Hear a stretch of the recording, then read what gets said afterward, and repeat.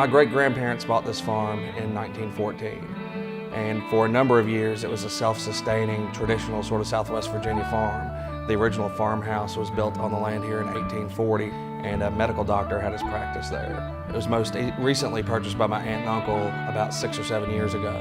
At that point we began turning the family farm into West Wind Farm Vineyard Winery. We put the 5 acres of grapes in the ground, and we began construction of our winery building, production area, and retail area, the tasting room. The wine industry in Virginia has been thriving for 2 to 3 decades.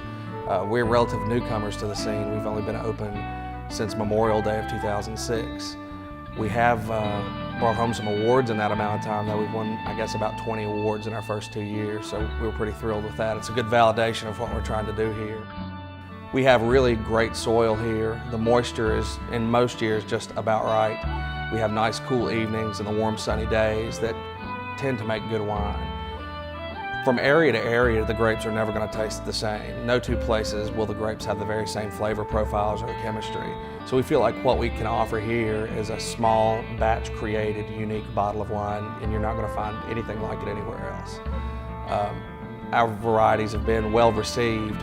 We have usually 8 or 9 different wines we're selling here at the winery, primarily whites and reds. We have a couple sweeter offerings that we make here, but for the most part they're traditional, sort of old world style white and red wines. From year to year, things are never going to taste the same. We realize when you're making large batches of wines, your job is to make it taste consistent over years.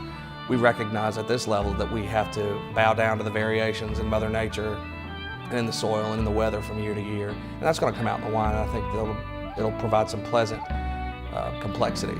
Most of the grapes in Virginia and most of the wineries in Virginia are in Northern Virginia and in the Charlottesville vicinity.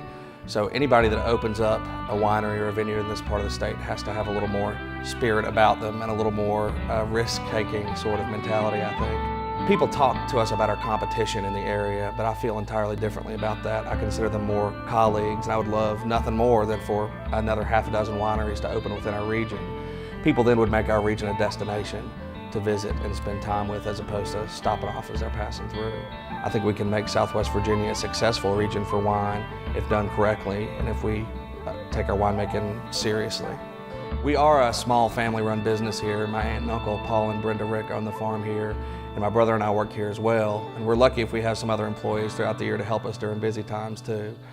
We do special events here at the winery from time to time, and we participate in wine festivals across the state in different locations. So if you can't make it here to try our wine, we'll probably be at a festival near you sometime.